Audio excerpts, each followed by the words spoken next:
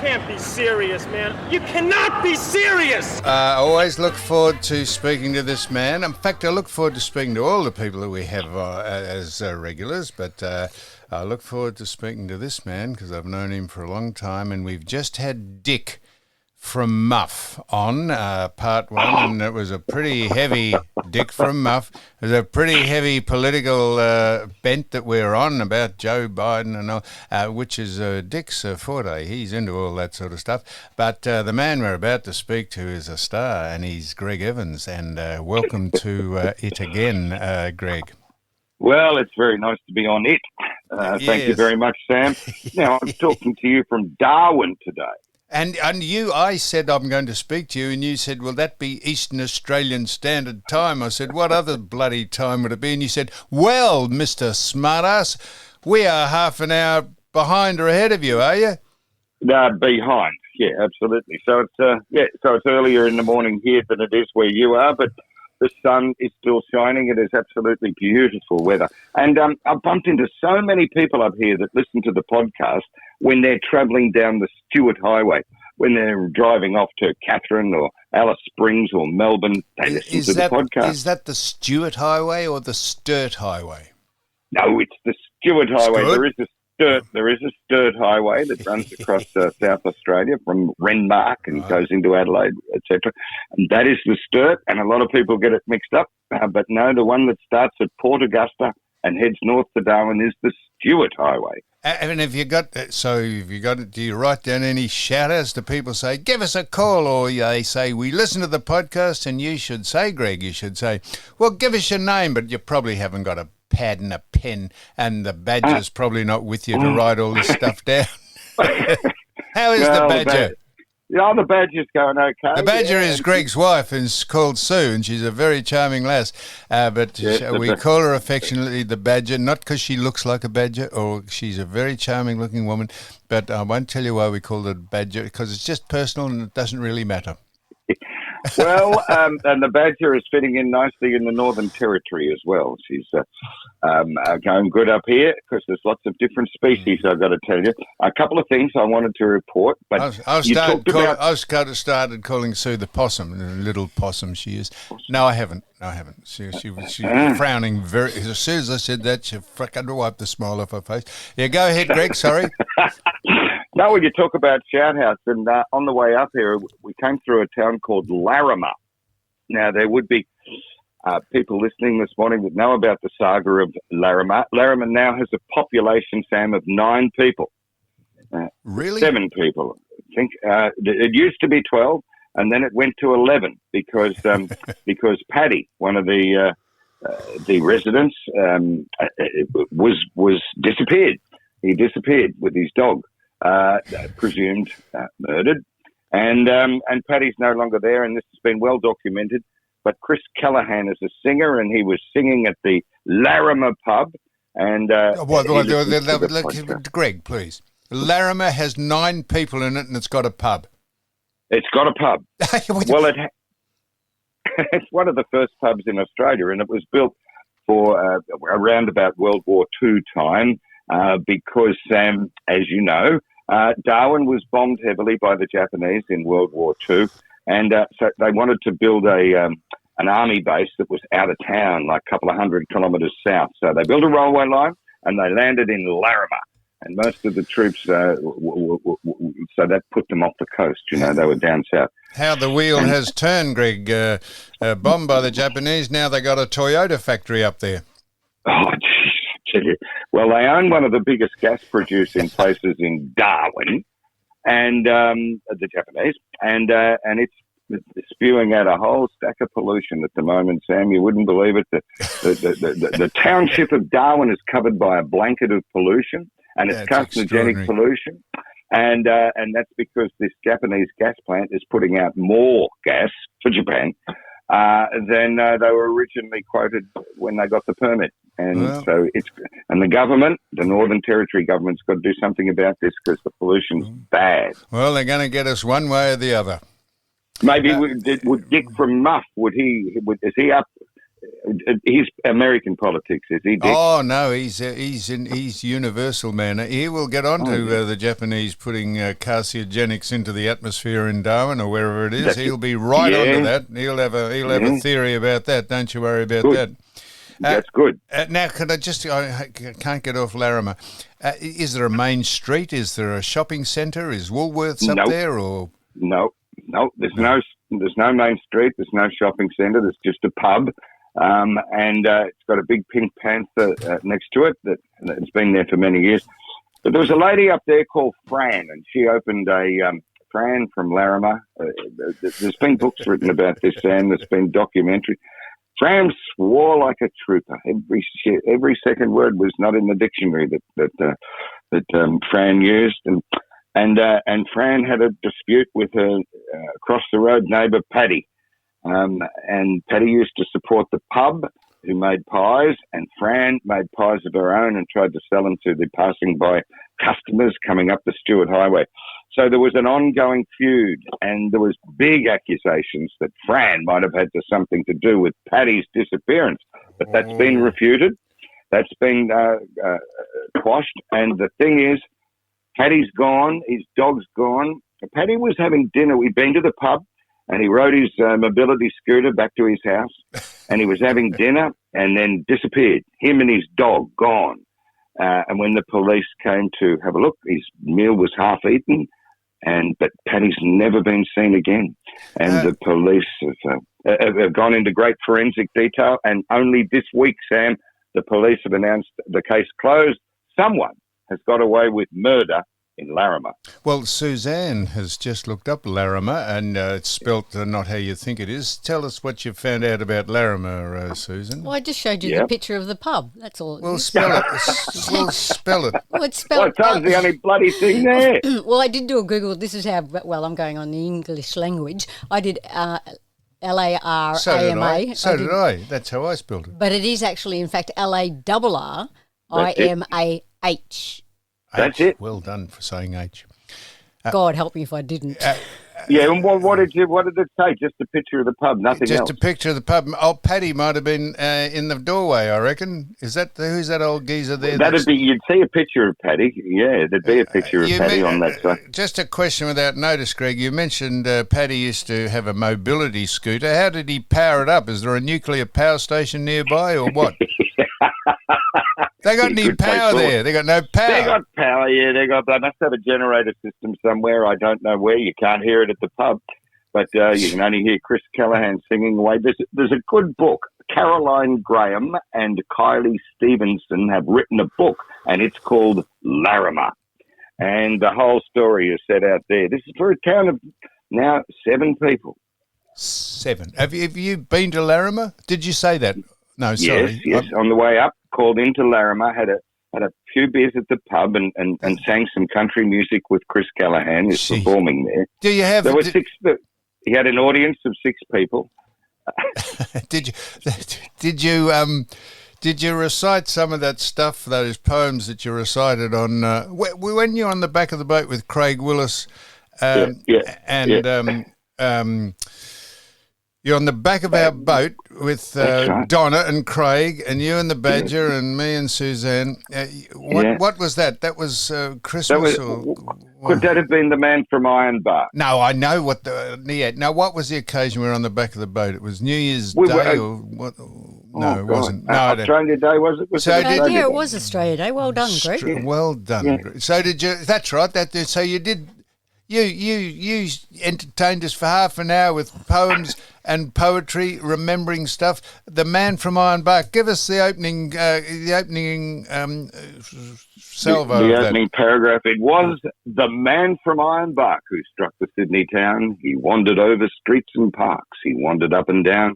He loitered here and he loitered there till he was chanced to drop. And then at last, in sheer despair, he sought a barber shop. Fantastic. Shave me beard and whiskers all.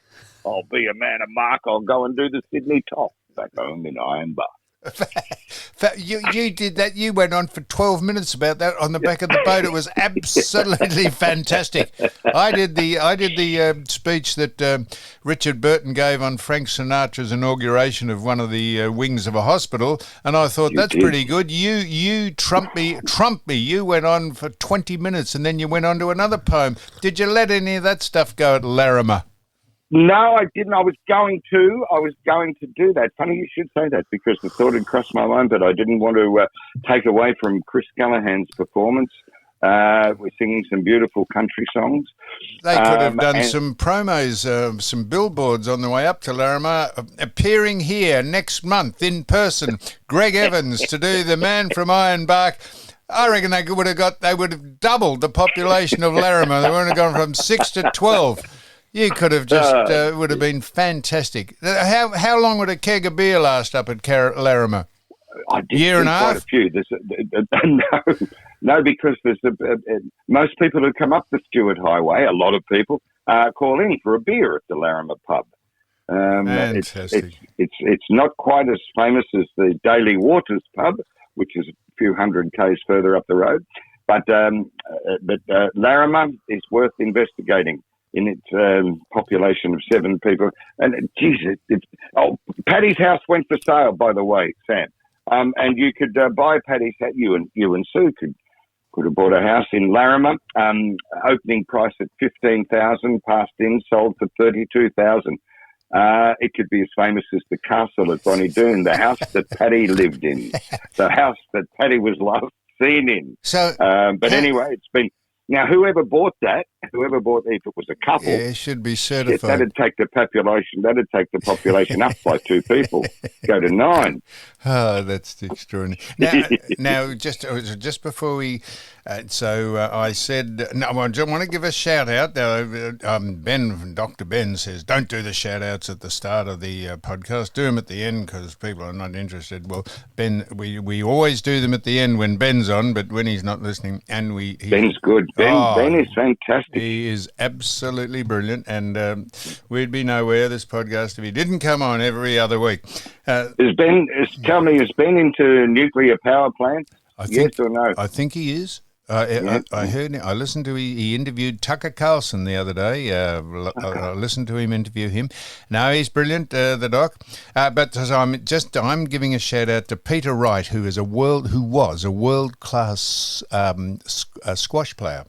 World class. Him and his wife Irene. Peter's had a quadruple bypass, he's now on furlough up at Mooloolaba. He's just reclining and recuperating in the warmer climes where we are, so we're giving a shout out to Peter because he listens see if he can glean any sensible information at all. He's been listening for 3 years and he's yet to be able to understand anything we've spoken about, but he's going to keep listening until we make sense.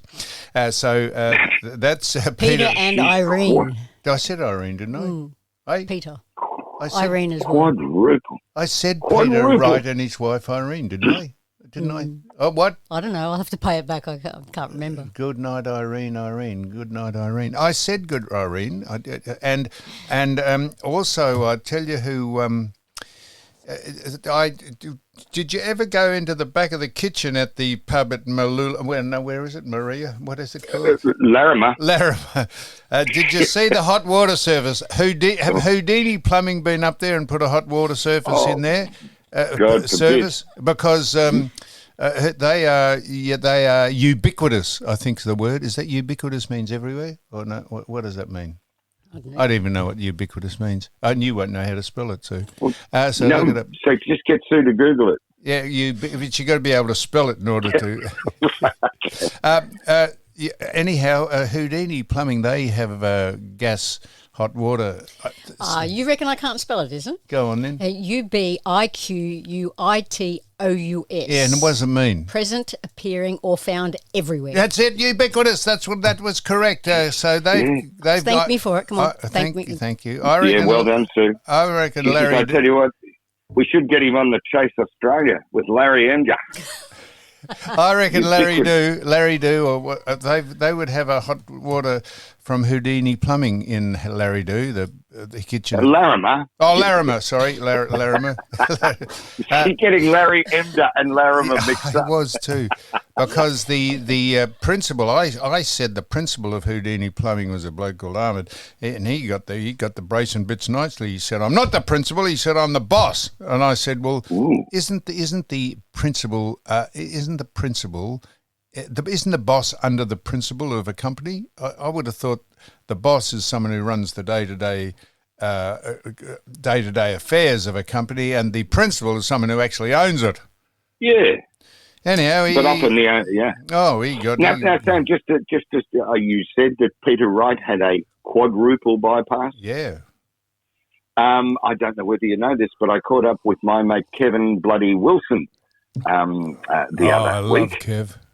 Kev's fantastic, isn't he? He's just the most beautiful guy, lovely guy. But Kev can you have, if a quadruple is 4, what's 5? Quadruple, yeah, quadrangle, yeah. 5 would be a quintuplet, a quintuplet. A quin. If there is 5, I'm just trying to get my memory right.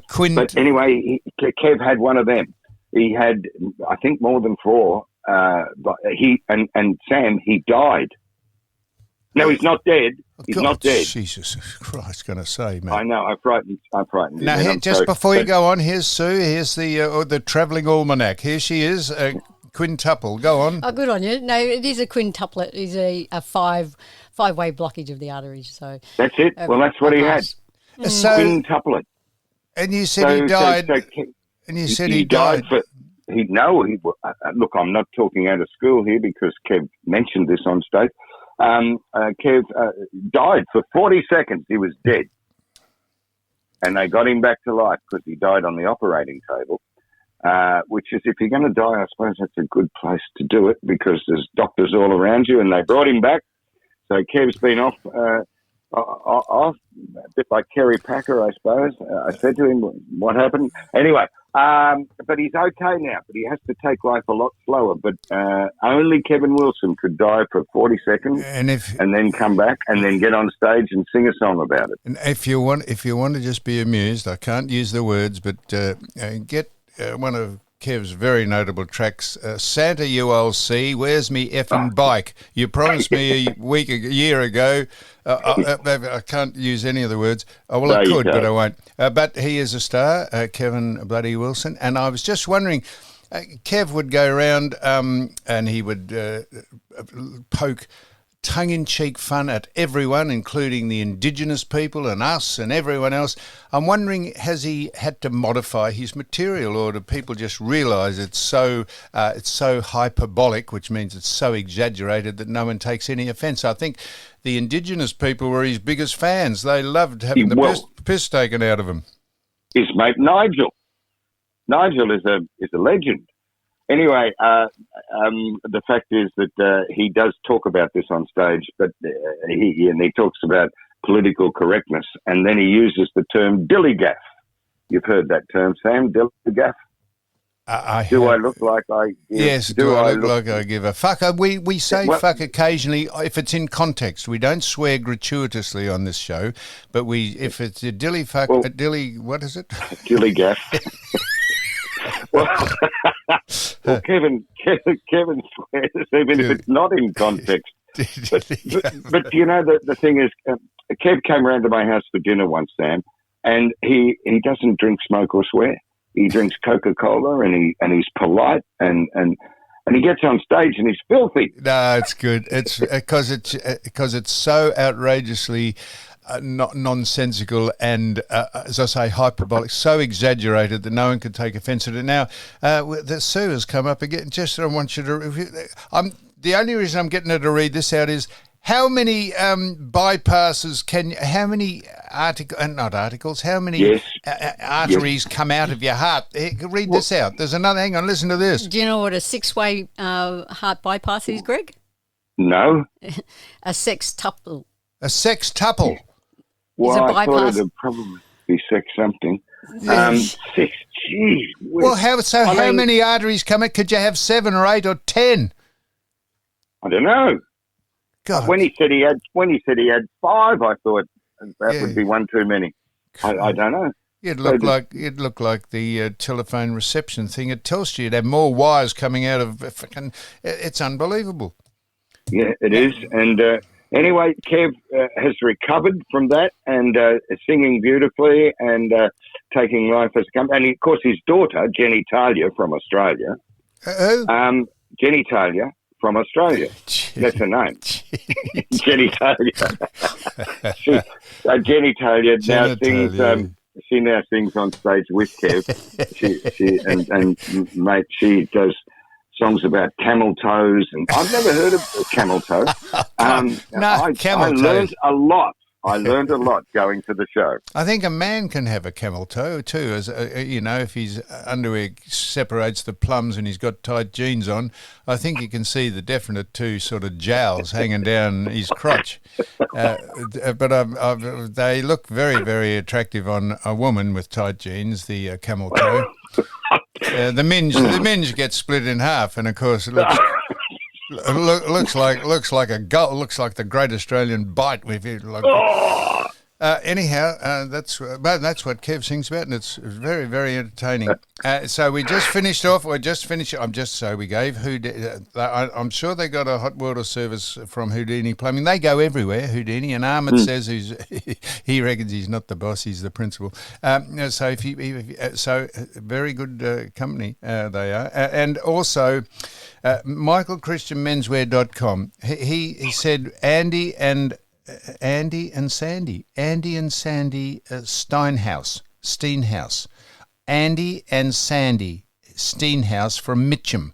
They have one of the Doug Hawkins and my signature caps. You cannot be serious caps and a beanie. And did I tell you about the caps? We're going to get you put on them. Yeah, we're going to get your name put on them because the Doug Hawkins cap. Well, they're the baseball cap. You have one. Now, Sam. Yep. Segue. Speaking of Doug has been invited to come into our movie. Someone asked me the other day, how's that going? I said, I think it's bitten the dust. It's still going. Well, they're still talking about it. They're talking to the various big star actors and to take the lead role, of course, that you and I will have a cameo appearance in this movie, along with Danny Wallace and his dog. And now they want Dougie in. So I rang Doug and I said, would you like to... and Doug said, well, is Sam doing it? I said, yeah, Sam's doing it. He said, well, if he's doing it, I'll do it. Well, so Doug's been written into the movie as well. I don't know what his part is, but it'll be funny. And the list is building. That's extraordinary because someone just asked me on, we get hundreds, honestly, thousands of comments on this YouTube thing we're doing about the trip, and people said, where's the movie got to? Was that bullshit that you said you were going to be a movie star? I said, I never said I was going to be a movie star. I said I thought it was going to be a small snatch of a segment in it, and I said, I'm not sure. I think it's bitten the dust, and now you're reconfirming that it hasn't bitten the dust. It's come out of the dust. It's a work in progress, and John Orchik is involved with the writing, and he's written some very funny bits, and it's coming along nicely. But anyway, I just thought I'd keep you abreast of what's going on there, mate. But yes, we have very small bits. We have cameo. I've only ever done one cameo appearance in a movie, and that was a movie called The Crack, and I had a small bit in The Crack. And Jim Owen's movie. Shocker. No, Jim Owen's movie, The Crack. And I had a cameo. You had a small bit in The Crack, did you? I did. Yeah. Well, that's just been the story of my life. Now, Greg, it's excellent work. you fool. Well, but at least this. Which gets me on. Now, do you know that this is speaking of cracks and small bits, they have changed officially the name. When pilots go and sit in the front of the plane to drive the plane, what has it usually been called? The cockpit? Yeah, the cockpit. That has now been banned because they say, wait for this. This is true. They say the term cockpit has now been replaced by flight deck because cockpit is gender based. So I presume it's gender biased, and I presume it means that people who sit up the front of the plane have got a cock. And I know what you're saying. I know what you're going to say. But you've got cocks on your boat. Down in the engine room, there's to be several cocks. Down there. Cocks. Yes, stop cocks. I went and did a coxswain's course to try and train to drive the boat. A coxswain's course. There would be several, wouldn't it? And what about a weathercock? We used to call Rob Dell the weathercock. Do you know why they have weathercocks and not weather seas? I can't say the word. They have weathercocks and don't have weather seas or weather vaginas. Do you know why is that? Because if they had weather vaginas, the wind would blow right through them. That's why they have weathercocks. I thought it had something to do with a rooster. Because often on weather cocks you see a rooster, with the little arrow underneath that points to north and south to tell you which way the wind's blowing. And there's a rooster up there. I thought that's what a weathercock was. So if they change that, though, so the cockpit has got something to do with, nothing to do with gender. No, but they've changed. Seriously, it's been now officially changed to the flight deck. You wait till they change the thing that drives the thing in a motor car. It's called a fan belt. You wait till they get hold of that and change that, or a manhole cover. Have you ever seen a manhole cover in the street? Yeah, they'll be changing that shortly. Yeah. Well, I do think flight deck does sound better than cockpit. By the way, I'd agree with that. Yeah, it sounds better, doesn't it? As a female, if I was a female pilot and I had to sit in the cockpit, and really, unless I enjoyed it. Yeah, no, I totally agree with you, Sue. And by the way, while we're talking to Sue, when you had that thing in your arm, I saw this on the Smart Ass Sam YouTube thing. When you had that prick in your arm, for the diabetes thing, that little, what do you call it, a plug, or whatever it was. Sensor. The sensor. When Sam shot it into your arm, you didn't even blink. You were so brave, so strong. Jesus, I would have done aerobics through the roof if I had that. She said you've got to push it in firmly, or the little prick, won't go into her arm. She said, and if you don't push it in firmly enough, it sort of gets halfway in and then it falls out. So that's why I did it that hard. She instructed me. And I had to address the situation because people were commenting, why have I got it there? What is it? And they were calling it a cigarette patch or something. Why do I have a stop patch on me for stop smoking? So I did have to address it that way. So I thought, well, why not get Sam to do it? No, I think that's fantastic. And Dr. Sam rose to the occasion. There's no doubt about that. But the thing is, I'd never heard of it, Sue, because I had nothing to do with diabetes. But saved my life.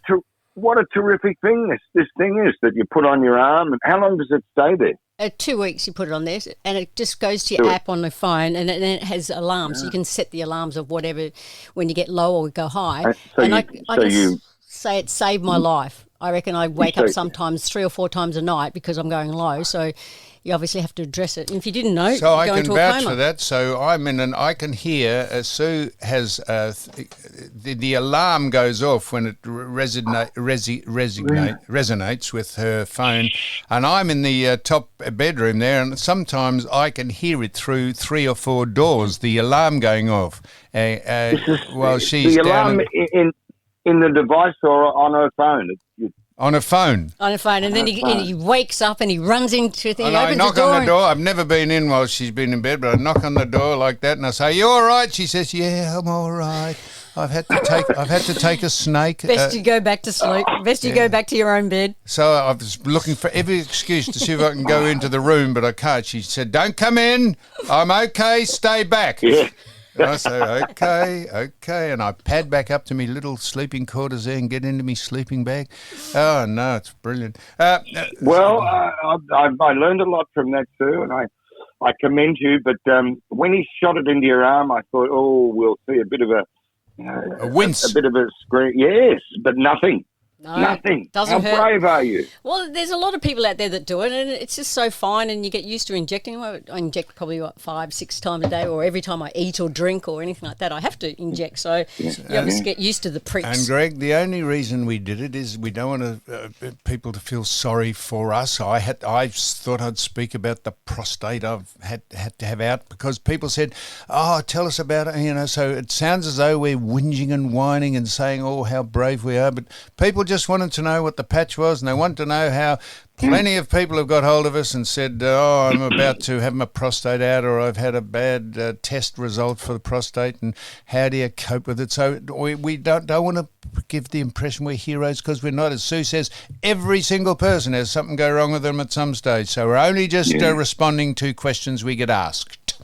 Yes, but the one of the purposes of the trip was to raise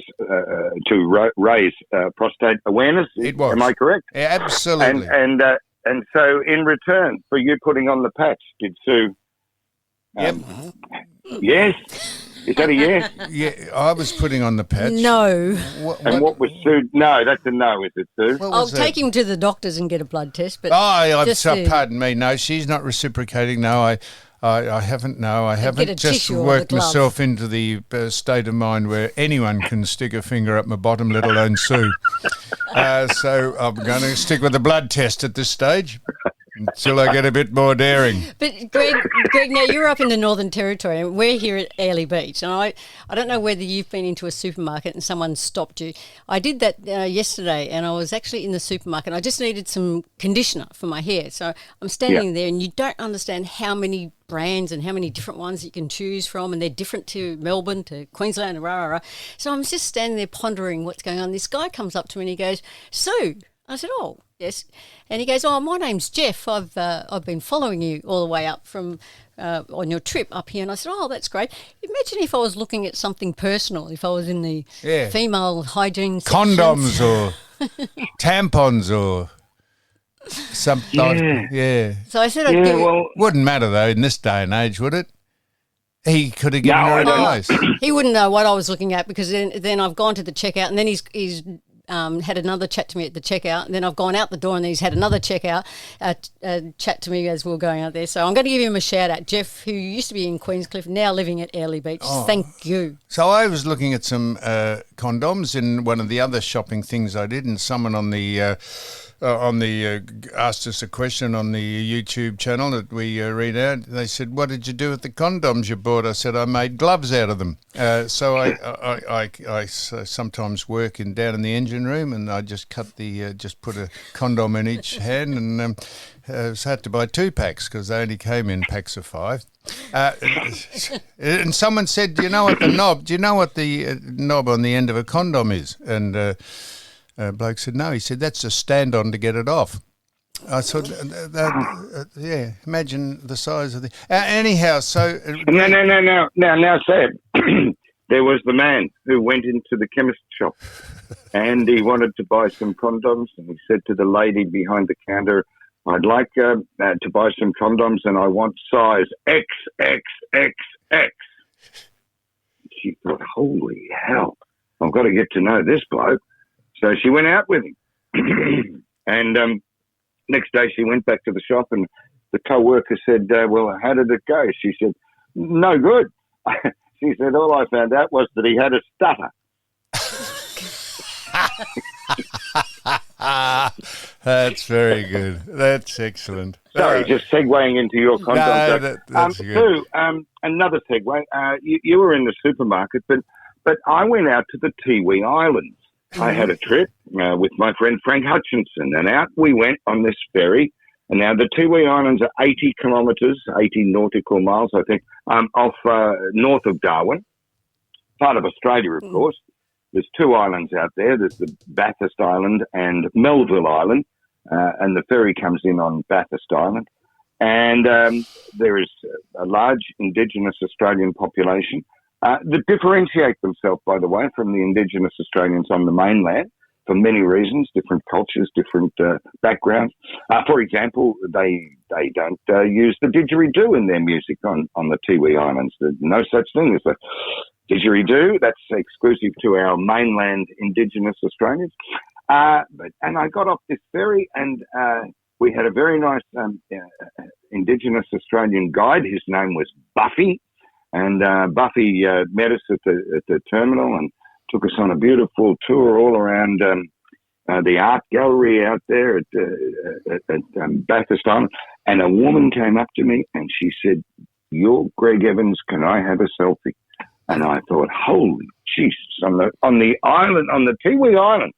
I said, "How do you know who I am, for God's sake?" And you might have married her. We used to get tapes. They used to get tapes of Perfect Match sent out, old VHS tapes of Perfect Match, because they didn't have television out there. How good is that? Used to, it's unbelievable. It's not you get off. And so I did a selfie with this nice Indigenous lady on the wharf out there at the Tiwi Islands. But I'll tell you one thing. One of the things that I found most interesting out there is the Radio Shack. Now, I guess maybe 10 foot by 10 foot, like those old jails they used to have in the countryside. Have you ever seen any of those too? Yes. They're a square building. Bluestone. Pretty.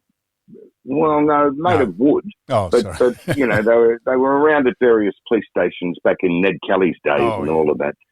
But anyway, that's what it looked like, a square building with a tin roof, and it was the Radio Shack where Father Brown ran across when the Japanese were coming to bomb Darwin Harbour in World War II, and the squadron of bombers flew straight over the Tiwi Islands. They didn't waste any of their bombs on the Tiwis, of course. They were after the fleet that was in Darwin Harbour. And Father Brown ran out to this Radio Shack and he said, "Darwin, come in, Darwin. There's a fleet of Japanese bombers coming to Darwin." 20 minutes later, the Japanese planes arrived and bombed the hell out of our warships that were stationed in Darwin Harbour, and all well documented. But it was terrific to see the Radio Shack where the priest ran into to warn Darwin that they were coming. Very similar story to Pearl Harbor. So Sue's got the Radio Shack up on the machine here, so I'm looking at it. I tell you are amazing. We've given the Japanese a building today. Well, no, this is history, Sam. No. Well, you gave them a plug. You said Toyota. Yeah, I know. They tried to bomb us, and now they just built a car factory on where they tried to. So Greg, I'm just doing I'm just waiting the stutter thing. I think I've said this before, but the bloke was at a Bible convention, and there was a prize given out to the person who'd sold the most Bibles for the month. And the compere said, "Right, anyone sell more than 12 Bibles this month?" And hands shot up, and they said, "Anyone sell 50 Bibles?" And a few hands. He said, "Anyone sell more than 50?" And one hand, a couple of hands went up, 100. He said, "Does anyone sell more than 100 Bibles?" And this lone hand up the back shot into the air, and he said, "How many Bibles? Come down here." He said, "It says here that you sold 560 Bibles for the month." He said, "That is unheard of. How did you do it?" And the bloke said, "Well," he said, "I'd knock on the door and I'd say, would you like to buy a Bible, or shall I read it to you?" Oh, I shouldn't do this. It's a shocker. Not be laughing. Should not be laughing. So Greg, my question was, I've been waiting. So when you landed on the Tiwi Islands, did they do welcome to country? They did. I was only joking. Well, they did, and as I mentioned earlier, Tiwi Islands, of course, is part of Australia, and they did a smoking ceremony. Jeez, wasn't it a smoking ceremony? God, it was like a London fog, and we had to dance through it. We danced through the smoke to cleanse ourselves. Danced, did you? Yeah, they danced for us. They belt two sticks together to make them, like. And then they danced. They did the whale dance and the horse dance. And no didgeridoo. They're not blowing into a hollow log at all? Nope, no didgeridoo out there. Well, isn't that fascinating? I tell you, I've got to say, they are beautiful people. Beautiful. They are very friendly and happy, and we were welcomed to the Tiwi Islands by these lovely people. Beautiful. And I thoroughly enjoyed spending time with them.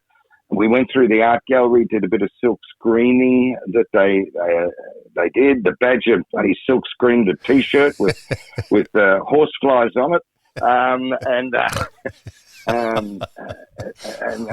we had a good day. And I thought about you coming back on the ferry because it wasn't a good crossing. 80 kilometres of up and down, people had sick bags out, and they were just up. And then one of the engines sprung a leak or something, and so we had to go slower. And then glad it happens on other boats. Oh, God. Now, Greg, just down the other end of the country, while we've been loquacious, not loquaciously, loquacious I think means you talk loquaciously. While we've been basking up in the northern climes, they had down in Melbourne the Australian Rules Hall of Fame. Yes. And there was 6 inductees, and I thought it was the AFL Hall of Fame, and then I thought it couldn't be called the Australian Football League Hall of Fame because a lot of the people who get inducted into it were never in the Australian AFL. The AFL. Yeah, or never played AFL football. It was so it's the Australian Rules Hall of Fame. So I cleared that up with myself, and I just was interested. So Jason Dunstall made a legend. And there's a man called, and the reason I'm saying this, there's a man called Michael Graham. I'm going to read them out. Michael Graham, he played for Sturt and St Mary's, and he was the second youngest of 15 kids. Then there was Chris McDermott from Adelaide, and he played his last game against Fitzroy in 1996. I don't know whose phone's doing that. And then there was Ralph Robertson from St Kilda, Greg. He played 14 games for St Kilda in 1899 and 1900. Now Ralph's waited for 125 years to get the nod to be in the Australian Rules Hall of Fame. And there's a reason I'm saying this.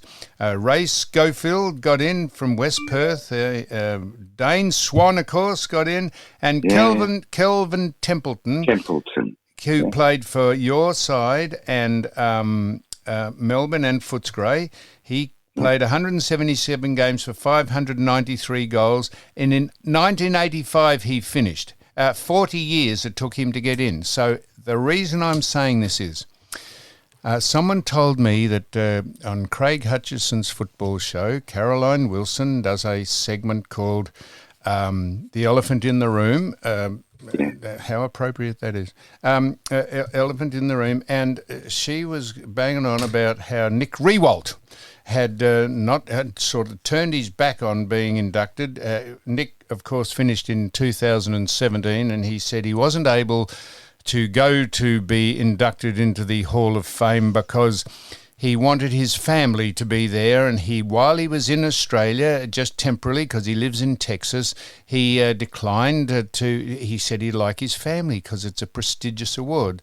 So Wilson said no, it was a shocking thing, and you don't give these medals out or these awards out in Wheaties packets. I mean, have you ever heard of anything more disparaging against a man who would love to be, I'm sure, into the Australian Rules Hall of Fame, but would like his family to be there, and he said he will do.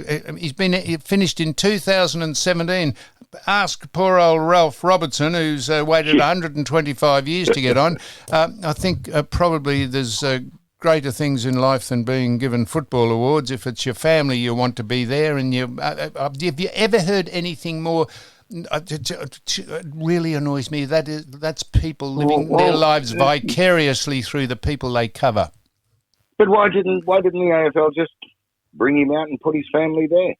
Well, that's a very good point. But if they wanted to fly, maybe they just trying to. No idea. Well, Maybe don't say saving dollars, because as you know, that the Melbourne Football Club has suffered a big loss with Christian Petrarca.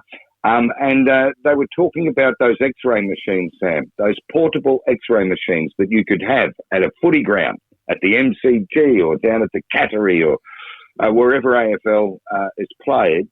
And you could run them down the race and put their hand in it and say, Jesus, no, he's got a broken finger or whatever. We don't have to put him back on, or check in Christian Petrarca's case, check that he's got 4 busted ribs or whatever. These machines, Sam, cost $100,000, and the AFL has said no, we're not getting them. Now, why would that be when apparently in most other sports, certainly in the United States, at every basketball stadium they've got them, so that if a player gets injured, they know what they could. Why would the AFL say no to a machine that could protect and save footballers' bones and inside? At the cost of $100,000 each, what would you need? 10 of them? That's $1 million. How much would they make when Collingwood and Carlton play at the MCG? And besides all that, I reckon at the drop of a hat, you'd get a couple of sponsors who'd tip in the money, because they'd get pretty good value out of the sponsorship. Well, but they've said no. The AFL have said no. Yeah, well, that's the priorities. They waste their money on so many trivial things like award ceremonies and all the other nonsense, the welcome to country stuff and all that. If they just actually got on running the game and protecting the people who played it, they'd be far better off, and they'd have far more credibility. Now, Now, hang on. You mentioned Jason Dunstall before, being inducted into the Australian Rules Hall of Fame. No, he's become a legend. Oh, a legend. A legend, of course. That's right. That's bigger status, isn't it? That's beautiful. Yeah. Now, I used to do a breakfast program with Dermot Brereton on Gold FM. Dermy and I would get up early in the morning, and we'd do that. And Jason had come in and do some sport on various occasions. And well, as you know, they played together in those fabulous years of Hawthorn with, Michael Tuck and the Rat, and it was Jason up there kicking goals in his legend status, and Dermot Brereton called him Pig. Piggy? And I said, yep. Yeah, well, and then I said, well, you can't call him Pig. Pig. Nah, come on, he's at the door, he's ringing the bell. Let the pig in. I said, Dermot, you can't call a man the Pig. Now, so, Sam, why do they call Jason Dunstall the Pig? Piggy Dunstall, I don't know. I can only hazard a guess that he's been fairly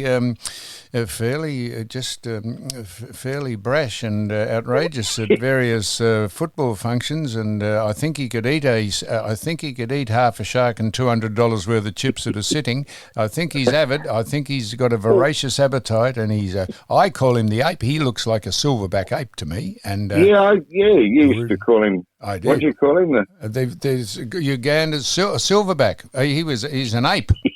He's a magnificent-looking mammal. He is. He's a brilliant-looking man. And he's a dead ring of an ape if you put the profile of him up. Well, I'm pleased that the pig is now the legend. The Piggy. Now, Piggy sounds a little more courteous than the pig. And I just couldn't understand why Dermot did that. Well, they called the red-headed boy from Geelong. Oh my God, I've forgotten his name. Cameron Ling. They called him the pig. Did they? Yeah, we did a street talk at the Brownlow one day, and so someone grabbed him and said, "Come on, Piggy, come on." He did look like a pig. He looked like a stuck. Why pig. did they call Platten the rat? Why do they call John Longmire the horse? Okay. I asked him that. What about Wow Jones? It's brilliant stuff. Terrible. So, Greg, and now God, it's embarrassing to be called. I'm not in the media, but it's embarrassing to be associated with.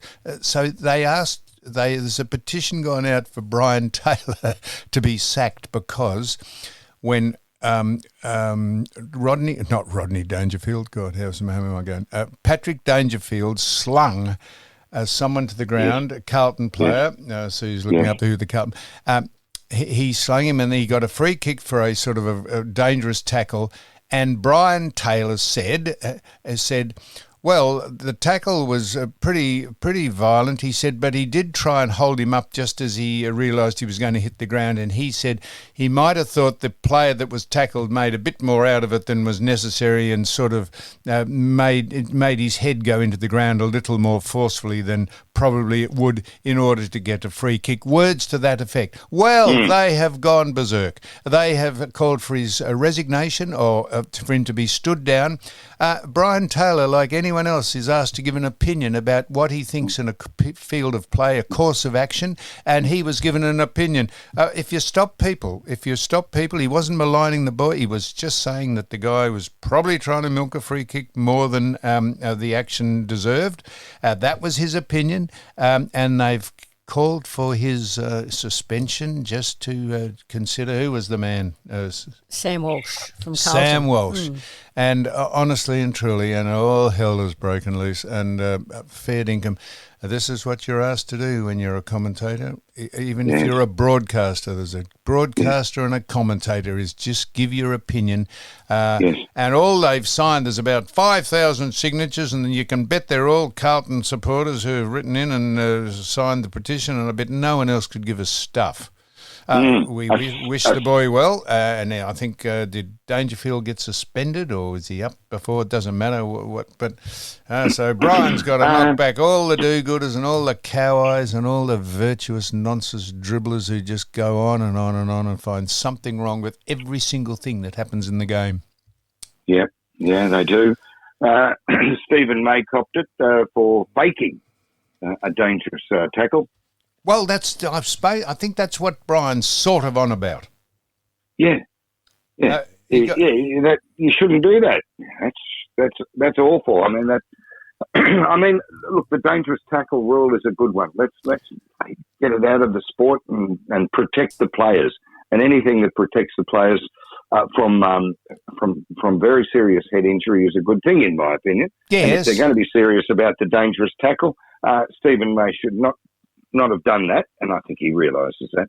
But Brian Taylor is certainly entitled to his opinion, and I agree with you 100%. When you're a commentator, you give an opinion, and that's what it should be. So Sue, an opinion. Sue has found out. Just tell us what happened to Patrick Dangerfield. Well, the article said that one match ban was thrown out after successful tribunal appeal. So obviously you got a one match ban, and then it's so the umpire probably erred on the side of caution, thinking he'll get cancelled or suspended if he doesn't report him. So he got reported, and they wanted a one match ban, and it was overturned on an appeal. So it wasn't that dangerous as it turned out, and Brian might have had just a modicum of truth in what he said, but it doesn't matter. Fancy asking for a man to lose his job or be suspended because he gives an opinion about what he thought happened. Anyhow, Greg, now finally, just from me, you mentioned about saving money, the AFL, by not having these machines that can tell if you've got a broken bone or whatever. How would you like to be an athlete going over to Paris? They have not put air conditioning into any of the accommodation over there because they're trying to be environmentally responsible. So what has happened?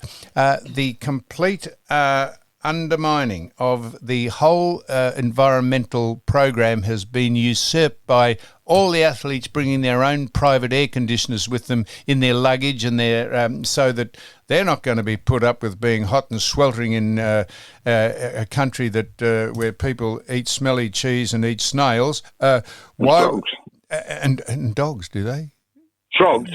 Oh, frogs. Oh, I thought you said dogs. That's another country. Frogs, snails, and smelly cheese. And no wonder they don't worry about people smelling or having body odour. So all the athletes are now have completely undermined the environmental push because they're bringing their own personal air conditioners with them. So how is that? How is that helping the planet? What virtuous nonsense that you wouldn't air condition the billeting area that the athletes are going into. Just another woke piece of bullshit. Yeah. Now, Greg, this has been.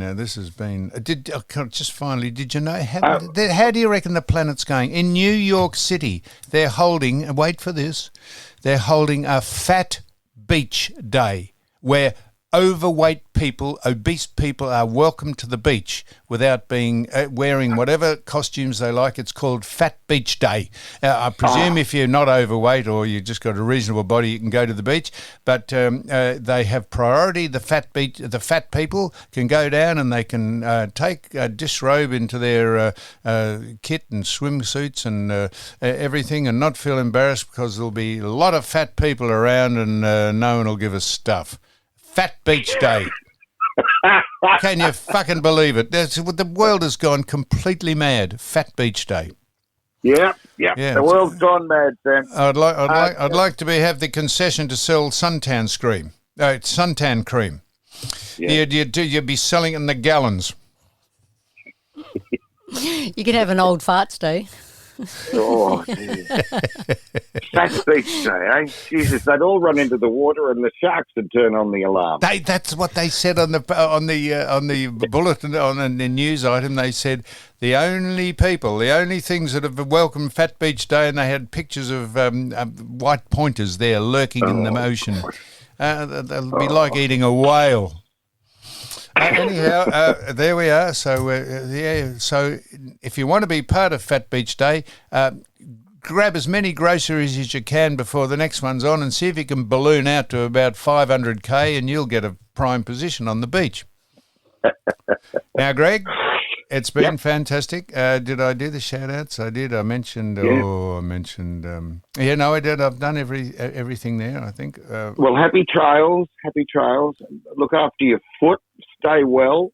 And look after Sue, but I tend to think that she's looking after you. That is correct. Keep up the good work, Sue. My wages have gone up, I reckon. Every day I get more and more jobs to do.